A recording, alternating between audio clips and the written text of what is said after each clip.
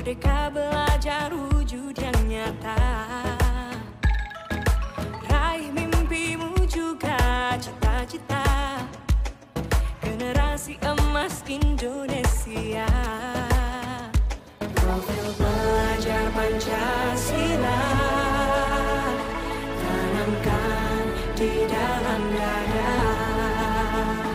Profil pelajar Pancasila cerdas berkarakter itu kita.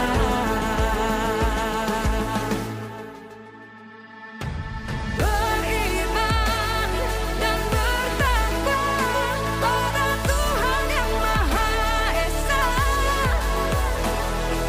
Berakhlak mulia berkebinekaan global kita.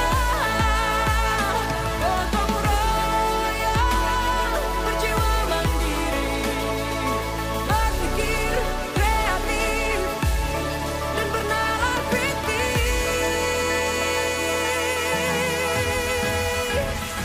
Perbedaan bukan suatu halangan untuk kita saling bergandeng tangan. Bhinneka Tunggal Ika semboyan negeri kita yang harus kita jaga bersama. Profil pelajar Pancasila tanamkan di dalam dada. Profil pelajar Pancasila cerdas berkarakter itu kita.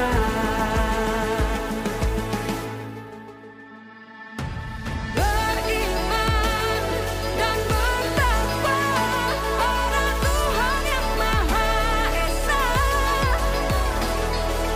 Berakhlak mulia berkebinekaan global kita.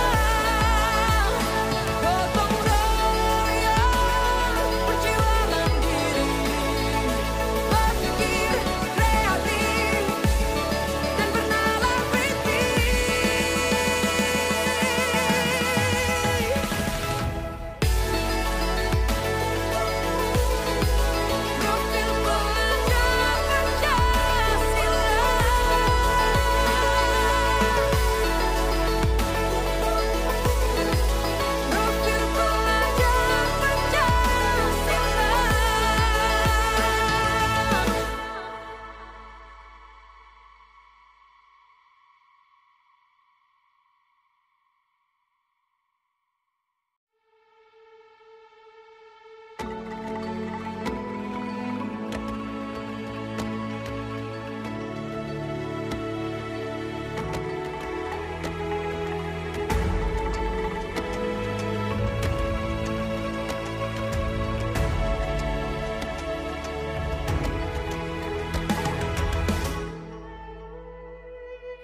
Ayo memilih apa yang kau suka. Merdeka belajar wujud yang nyata. Raih mimpimu juga cita-cita. Generasi emas Indonesia. Profil pelajar Pancasila tanamkan di dalam dada. Profil pelajar Pancasila cerdas berkarakter itu kita.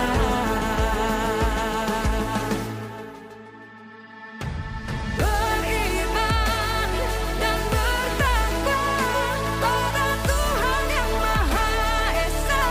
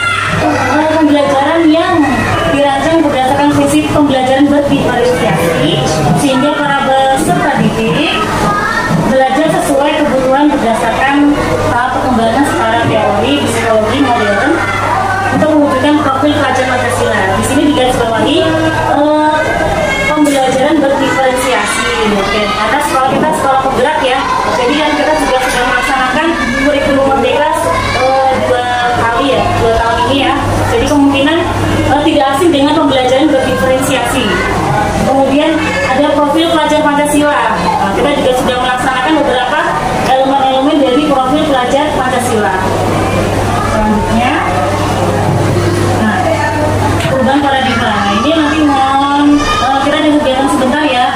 Kegiatan kepala tangan. Nah ini nanti ada A dan B.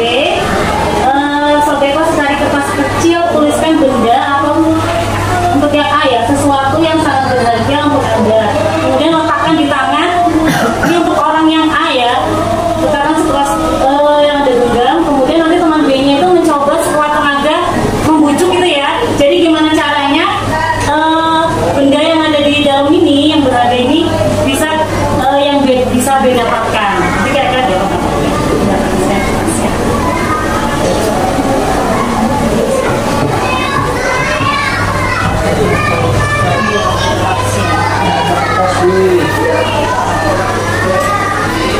Siap kami aja dulu. bisa di mana? Bangunnya sudah bawa. Kamu di bawah. Ada satu bangunnya ini. Nih, silakan coba yang mana yang mau jadi A, mana yang mau jadi B. Kemudian saya memaksa. Kita jadi B aja. oke.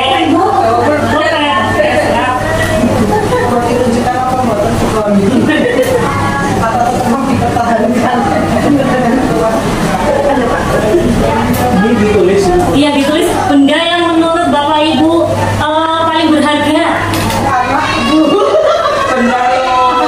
Benda apa bu? Mas. Mas.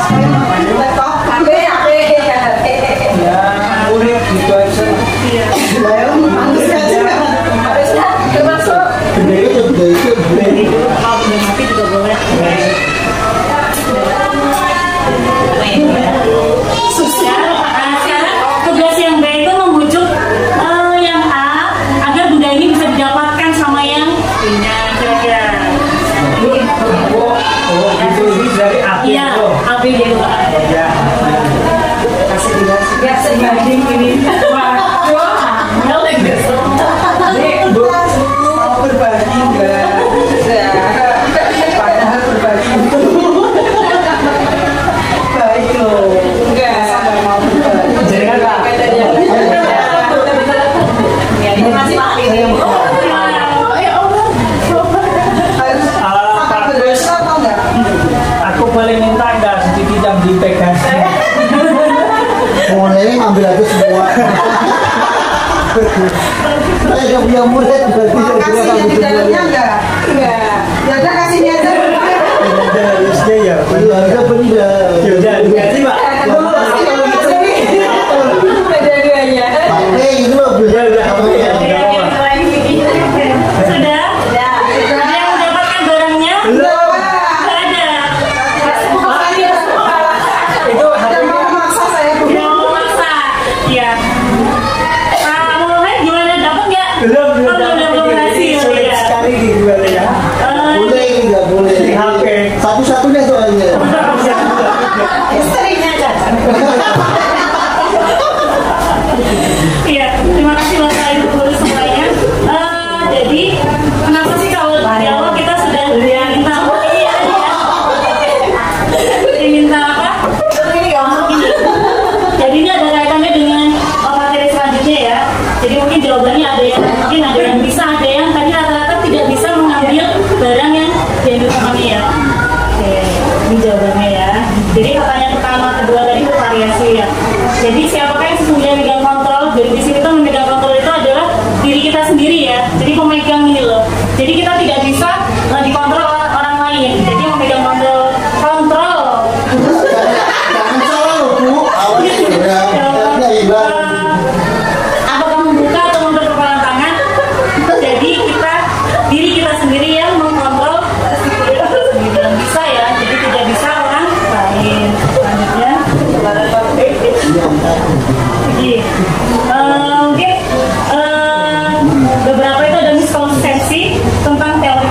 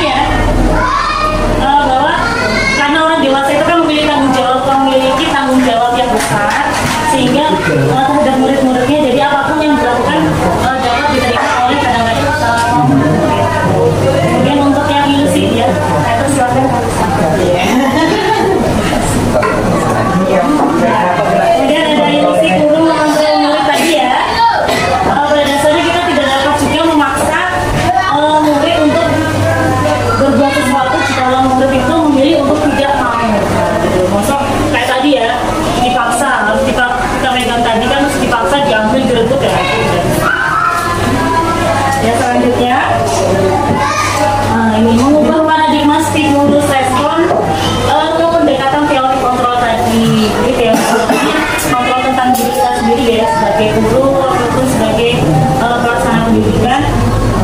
Yang pertama itu ada realitas kebutuhan kita sama kalau dari stimulus responnya, tapi ternyata di teori kontrol itu realitasnya kebutuhan kita semua berbeda. Kemudian semua orang melihat yang sama, tetapi setiap orang pun juga memiliki gambaran yang berbeda. Kita mencoba mengubah orang agar pemandangan sama dengan kita, tapi kita berusaha juga memahami pandangan orang lain tentang dunia itu juga beda. Perilaku buruk dilihat sebagai sesuatu kesalahan, tapi dari teori kontrol itu semua perilaku memiliki tujuan. Orang lain bisa mengontrol saya, tapi dari teori kontrol sendiri hanya Anda atau diri kita sendiri yang bisa mengontrol kita, diri kita sendiri ya. Terus saya bisa mengontrol orang lain, tapi kita tidak bisa mengontrol orang lain. Jadi pemaksaan ada pada saat kita gagal. Nah di sini kalau gagal gimana? Jadi kalau di teori kontrol itu ada kolaborasi dan konsensus menciptakan pilihan-pilihan baru agar anak itu mau terjadi gitu ya. Kemudian berpikir menang kalah, padahal berpikirnya jadi menang-menang yang egois ya. Nah ini ya disiplin positif. Disiplin itu berasal dari kata disiplina yang artinya belajar. Disiplin mengacu pada disiplin diri yang memiliki tanggung jawab terhadap apa yang dilakukan berdasarkan nilai-nilai yang diyakini.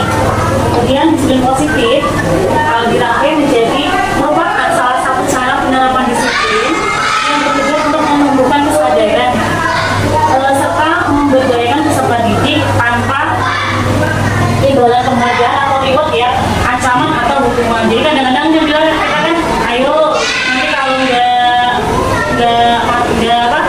nggak belajar dihukum apa gitu kan.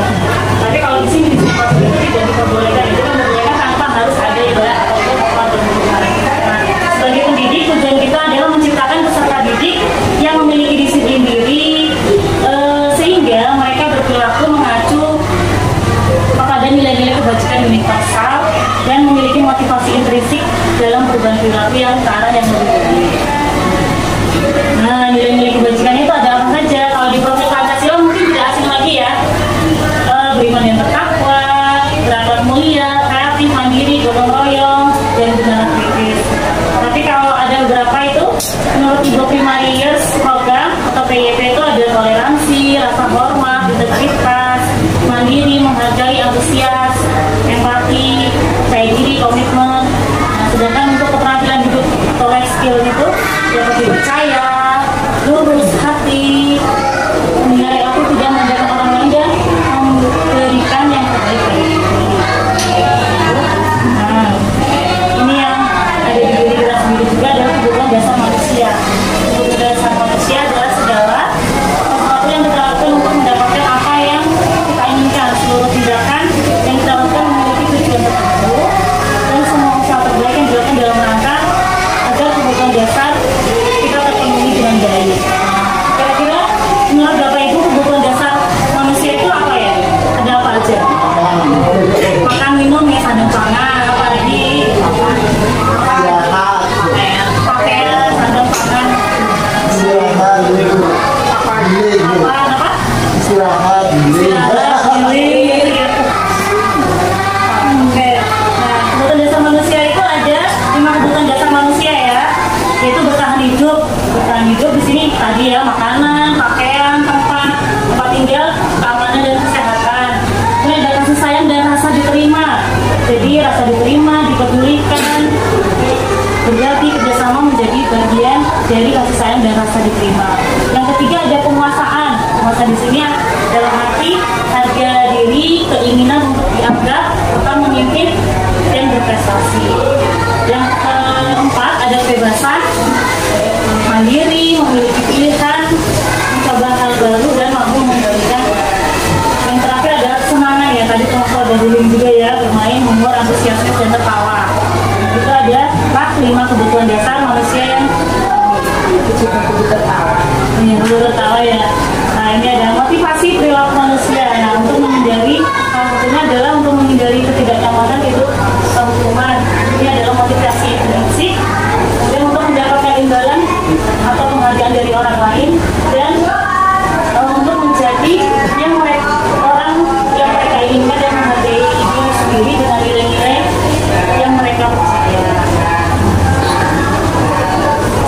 Ini salah satunya misalkan hukuman, dan hukuman ini tidak terencana atau tiba-tiba, murid tidak tahu apa yang akan terjadi atau tidak dilibatkan, bersifat satu arah, berupaya hukuman fisik atau psikis. Konsekuensi di sini ada terencana dan sepakati, ada kesepakatan itu ya, kesepakatan sesuai dengan peraturan. Murid tetap dibuat tidak nyaman dan sikap guru selalu memonitor murid. Nah, yang terakhir adalah institusi tadi ya. Institusi itu adalah proses menciptakan kondisi bagi murid untuk memperbaiki kesalahan. Proses kolaboratif yang mengajarkan murid untuk mencari solusi bersama-sama. Jadi tidak pakai hukuman gitu. Ini yang pernah kita lakukan semua sepertinya ya. Di posisi kontrak guru ada yang sebagai pembuku, sebagai pembuat rasa bersalah, teman, pemantau, dan manajer.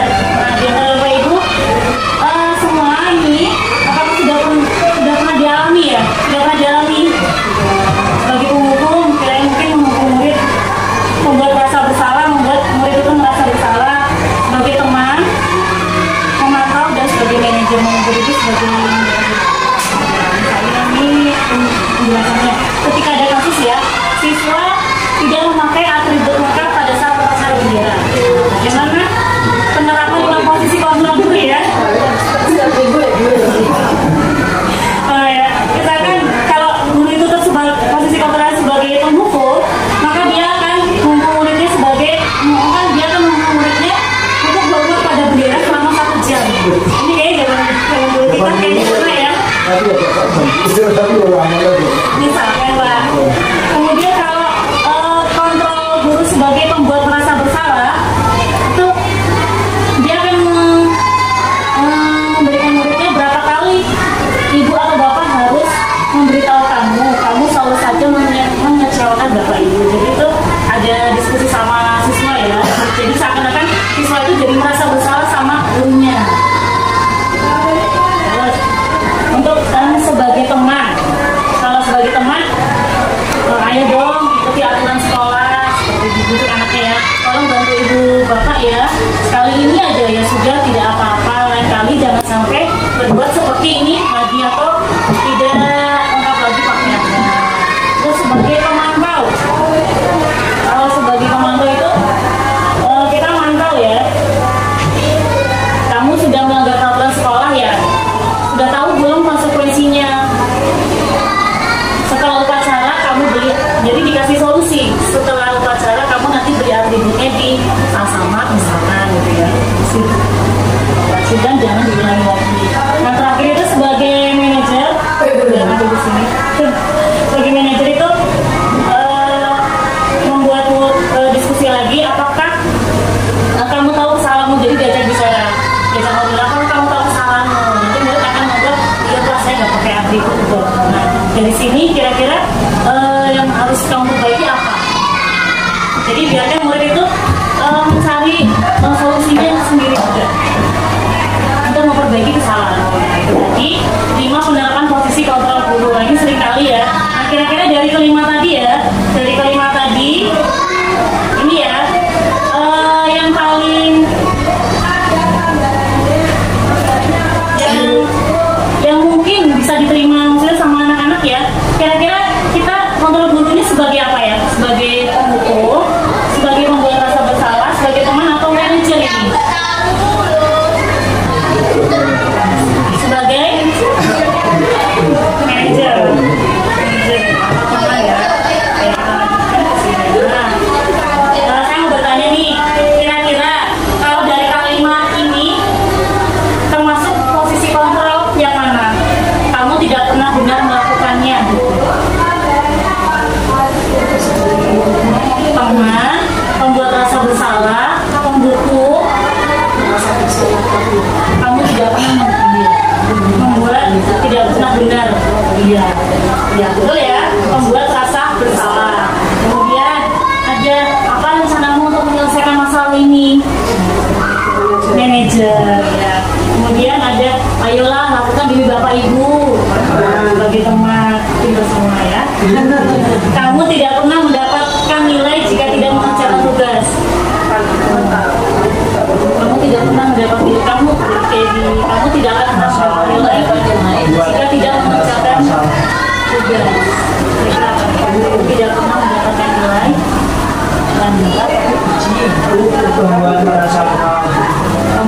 bisa lihat, jadi ini dulu ya. Kamu tidak pernah. Selanjutnya kita akan bahas tentang keyakinan kelas, Pak. Keyakinan kelas. Mengapa keyakinan kelas? Mengapa bukan peraturan kelas, Pak? Biasanya itu kita kan di awal belajar mesti ada ini ya, kontrak belajar dengan namanya peraturan kelas ya. Kenapa sekarang harus keyakinan kelas? Bedanya keyakinan kelas sama peraturan kelas bagaimana, Bapak Ibu? Ada yang tahu? Peraturan berarti ada yang membuat, mungkin Peraturan ada yang membuat, ada yang membuat, ada yang harus mengikuti aturannya gitu ya. Kelas itu kayak dibuat bersama-sama atas dasar kesepakatan bersama, yakin mempercayai gitu loh. Jadi pembuatnya. iya betul sekali. Betul sekali begini. Jadi kalau diungkapkan mengapa? Betul sekali tadi ya, mengapa kita ada contohnya tadi ya, seperti tadi dibuat bersama itu keyakinan kelas. Atau mungkin contoh lain dari luar, mengapa ada aturan harus memakai helm ketika berkendara. Berarti yang kita yakini adalah demi keselamatan, atau mungkin data polisi. Kemudian kenapa kita harus sering-sering mencuci tangan, itu berarti yang kita yakini adalah demi kesehatan. Nah, mengapa keyakinan kelas?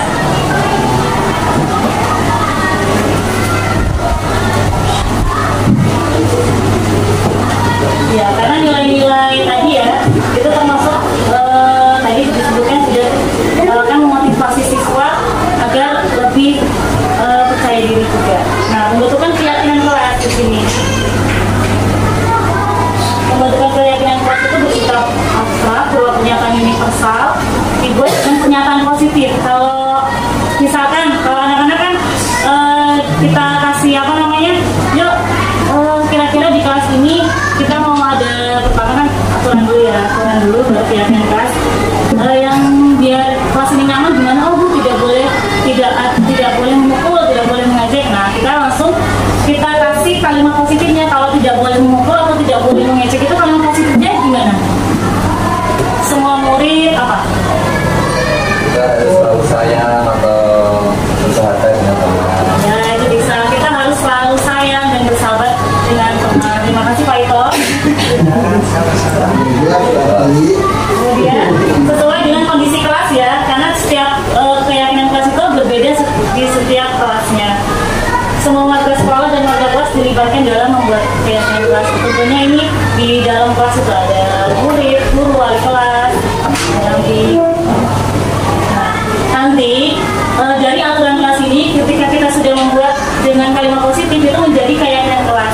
Nanti kalau keyakinan kelas ini sudah terbentuk, tentunya di kelas itu akan menciptakan lingkungan positif ya, dan lama-lama akan menjadi membudaya. Jadi budaya menjadi budaya positif. Nah, ini contoh-contoh dari kesepakatan kelas tadi ya. Jadi dalam waktu atau kalimatnya kami guru dan murid saling menyayangi, kami murid semangat belajar, kami murid dengan teman-teman. Nah, kalau di kelas saya kelihatan ya. Ini di kelas saya sudah ya. Bentuknya ini, jadi menghormati semua siswa, diharapkan untuk menghormati satu sama lain, guru dan semua materi kelas atau izin ketika keluar kelas salah satunya. Kemudian saling menghargai tadi, siswa saling menyayangi. Komunikasi, semua siswa diharapkan untuk bersikap sopan dan santun dalam setiap kegiatan pembelajaran. Dalam hal kebersihan bisa saling menjaga kebersihan baik di kelas maupun di luar kelas. Nah, tadi ditanyakan tadi ya, segitiga restitusi. Segitiga restitusi itu adalah suatu proses dialog yang dijalankan oleh guru agar dapat menghasilkan murid yang mandiri dan bertanggung jawab. Di sini biasanya dilakukan ketika murid itu dapat masalah, gitu ya. Misalkan di kelas itu kan pasti banyak masalah, Bapak Ibu ya. Banyak sekali. Contohnya apa, Pak Agus? Anaknya ngeyel. Terus apa lagi, Bu? Berantem. Oh, ada tindakan bullying. Nah, di sini kita bisa membantu BK ini ya. Jadi kan kadang-kadang kan kalau ada masalah kecil apa gitu ya, berantem atau apa, kita larinya ke BK ini gimana cara menangani masalahnya. Nah, dari segitiga restitusi ini kita nanti bisa mengaplikasikannya ya, bagaimana cara menghadapi anak-anak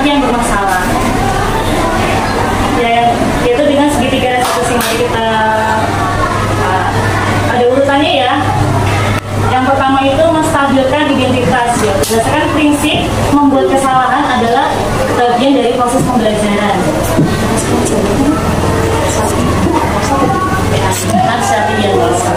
Oke, di sini kita ini ceritanya diskusi sama murid yang bermasalah. Jadi urutannya Mas itu adalah misalnya murid itu ketika dia terlambat gitu ya. Nah, misalnya dengan kalimat berbuat salah itu aja, tidak ada manusia yang sempurna. Nah, ibu bapak juga pernah kok melakukan hal tersebut. Ibu bapak tidak mau mencari siapa yang salah, tapi ibu bapak ingin mencari solusi dari masalah itu. Kamu berhak merasa begitu, ada kalimat seperti ini ya. Nanti selanjutnya kan nanti yang murid akan terpancing ya, dia akan menjawab. Nah, setelah itu menjadi tindakan yang salah, yaitu berdasarkan prinsip perilaku berupaya memenuhi suatu kebutuhan. Nah, dilanjutkan dengan kalimat kamu pasti punya alasan mengapa melakukan hal tersebut. Kayak tadi terlambat, berarti kamu pasti punya alasan kenapa terlambat hari ini. Padahal kamu bisa melakukan yang lebih buruk dari ini ya. Kamu patut bangga karena telah melindungi sesuatu yang penting buat kamu. Ketika berantem ya, memperebutkan barang gitu ya. Kamu melakukannya karena mempertahankan sesuatu yang penting bagi ini.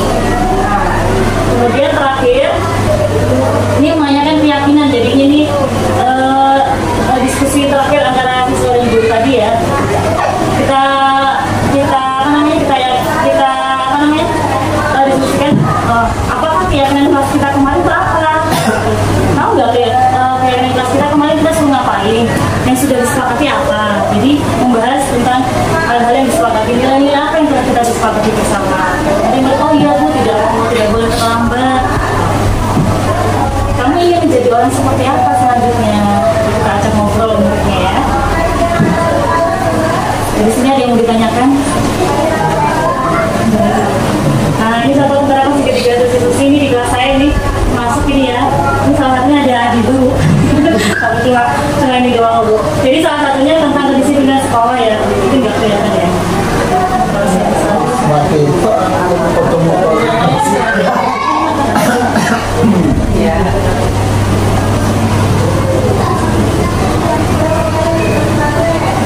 Satunya ini ya, misalkan contoh pertama, ini murid ini Bintang itu dia terlambat ke sekolah. Jadi guru tuh bertanya, Mas Bintang tahu nggak alasan Bu Atik memanggil Mas Bintang? Terus Bintangnya jawab, tahu Bu, mungkin karena Bintang terlambat ya Bu. Nah dia kan mengorek kenapa dia terlambat, kenapa dia dipanggil. Oh dia tahu bahwa dia tuh dipanggil karena dia terlambat. Terus tepat sekali, tentunya Mas Bintang tahu jam berapa kita mulai kegiatan belajar di sekolah. Tahu Bu jam itu. Lanjut ke tahap validasi tindakan yang salah tadi ya. Ya Mas Bintang terlambat, kira-kira bagaimana kamu bisa memperbaiki masalah ini? Terus Bintangnya akhirnya mungkin kalau kelas bawah agak mungkin memikir ya, oh iya Bintang tidak akan tidur larut malam lagi Bu. Bangunnya lebih awal agar tidak terlambat ke sekolah. Nah, di sini tahapan menanyakan keyakinan. Baik itu bisa dilakukan Mas Bintang.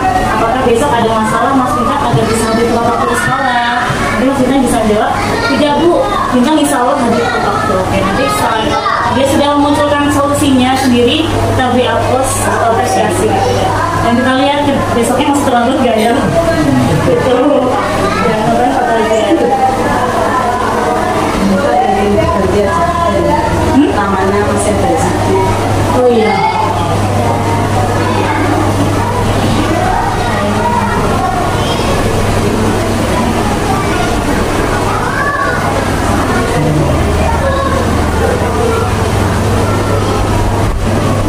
Iya, udah selesai ini terakhir tadi. Di sini Bapak Ibu ada yang mau ditanyakan?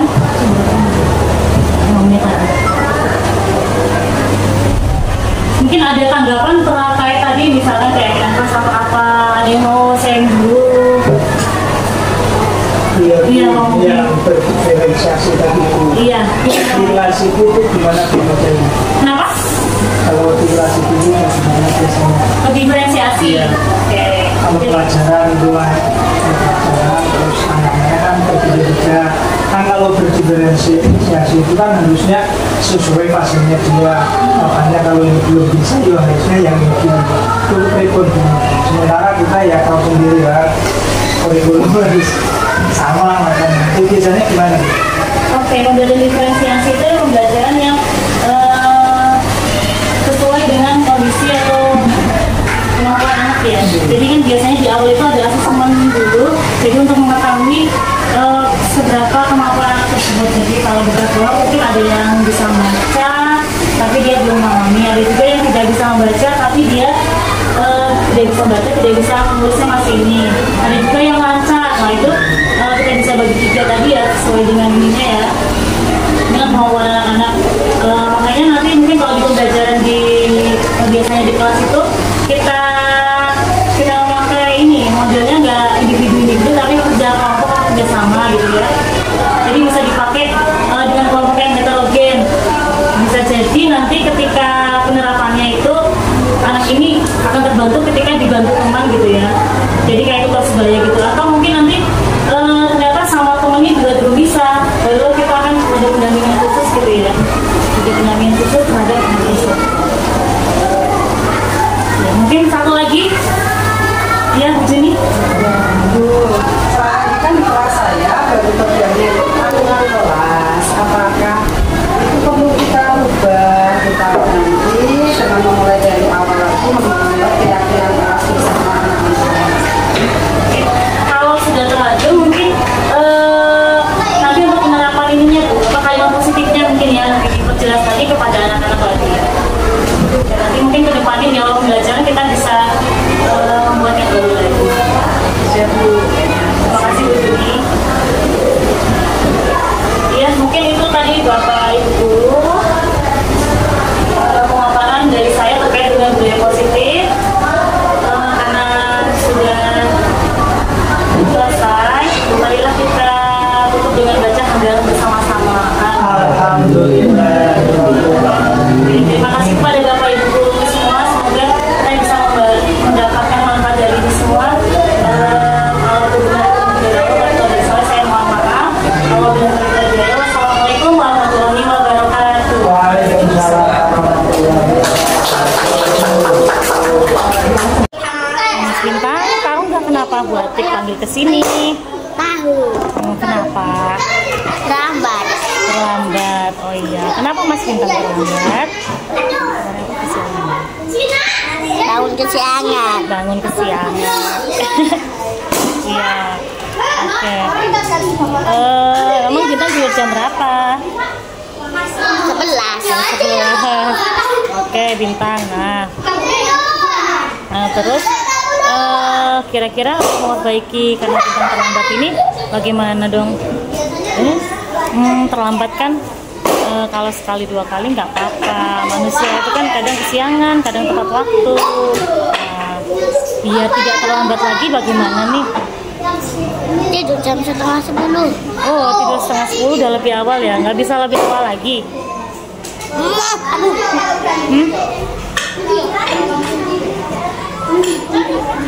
Bisa. Bisa. Oke, berarti besok Bintang bangunnya lebih awal lagi ya. Karena kan masuk sekolah tepat waktu itu termasuk apa? Aturan yang ada di sekolah kita. Oke, siap Bintang masuknya lebih awal lagi? Pasti. Iya. Terima kasih Bintang. Mas Bintang, gimana tanggapannya Mas Bintang kemarin kita sudah diskusi ya? Tadi kita sudah diskusi. Terus Mas Bintang gimana? Senang. Senang. Iya, senang ya. Senang kenapa?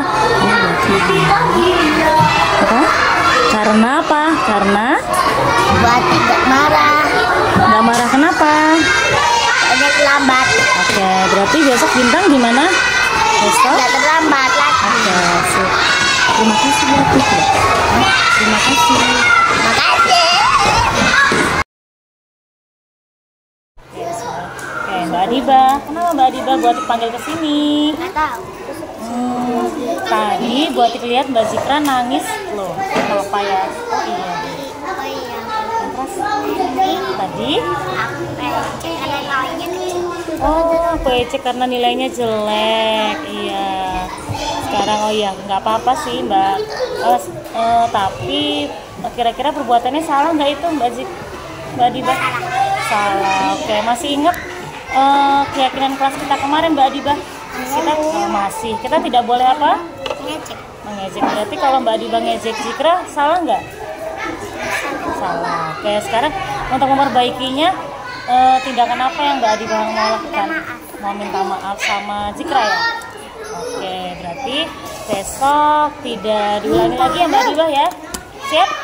Janji? Pas dulu. Oke, terima kasih Mbak Diba. Oke Mbak Diba, gimana perasaannya Mbak Diba? Tadi kan kita sudah diskusi ya dengan segitiga restitusi, gimana perasaannya? Oke, terus? Apa? Jadi tahu apa? Kalau tidak boleh ngecek temannya. Oke. Terus Mbak Diba berjanji apa tadi? nggak ngulangi lagi. Oke, siap. Terima kasih.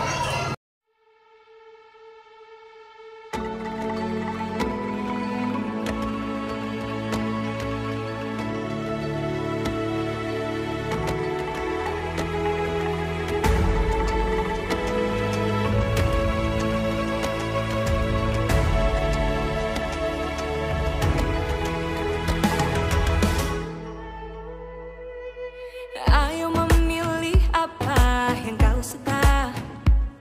Merdeka belajar wujud yang nyata. Raih mimpimu juga cita-cita.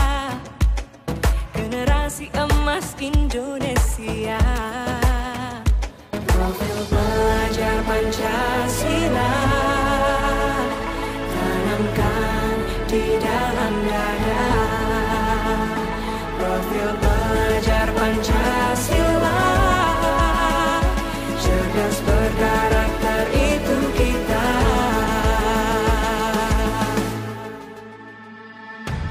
Beriman dan bertakwa pada Tuhan yang Maha Esa. Berakhlak mulia, berkebinekaan global kita. Gotong royong, berjiwa mandiri, berpikir kreatif dan bernalar kritis. Perbedaan bukan suatu halangan untuk kita saling bergandeng tangan. Bhinneka Tunggal Ika, semboyan negeri kita yang harus kita jaga bersama. Profil pelajar Pancasila tanamkan di dalam dada. Profil pelajar Pancasila, cerdas berkarakter itu kita.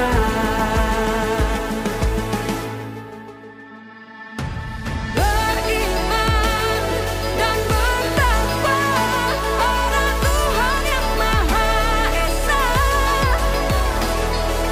Berakhlak mulia,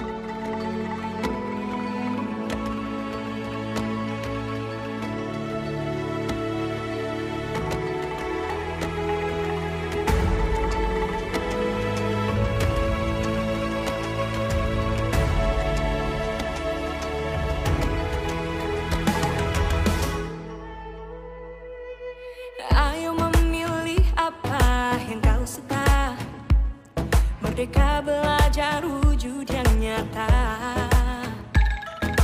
Raih santri-santri sehat-sehat. Salamnya ya. Assalamualaikum warahmatullahi wabarakatuh.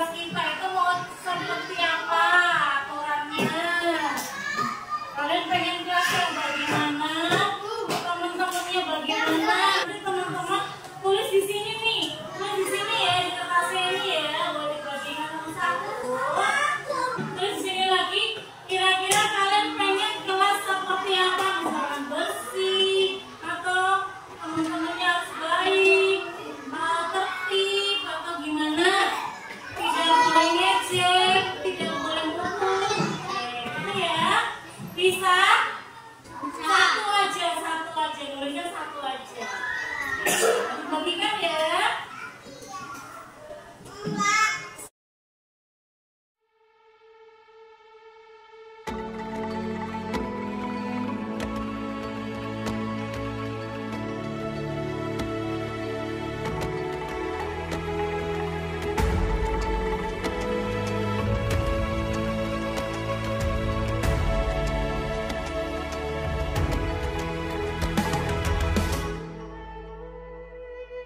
Ayo memilih apa yang kau suka.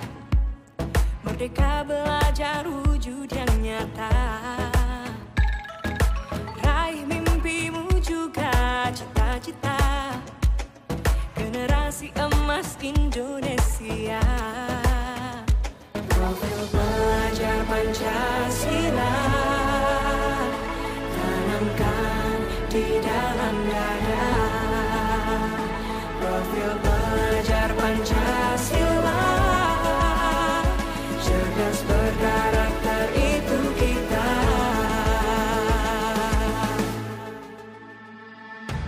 Beriman dan bertakwa pada Tuhan.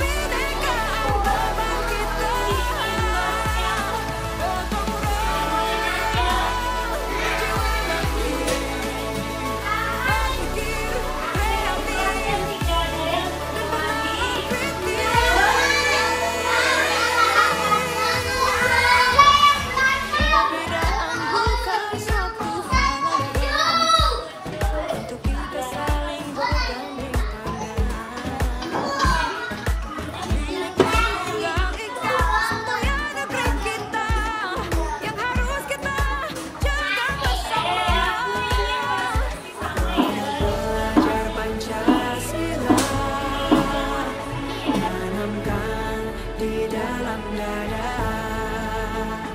Profil pelajar Pancasila, cerdas berkarakter itu kita.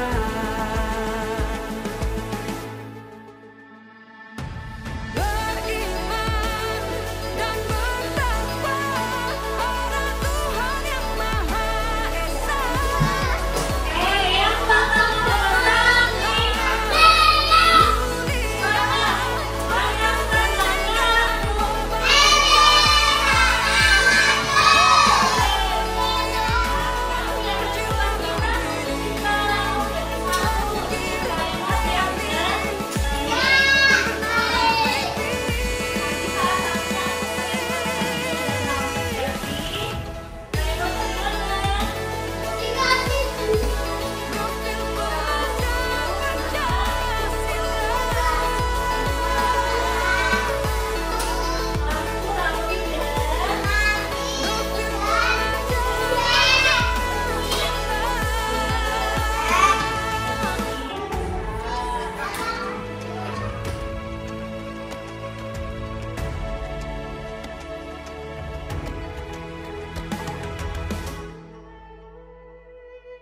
Ayo memilih apa yang kau suka.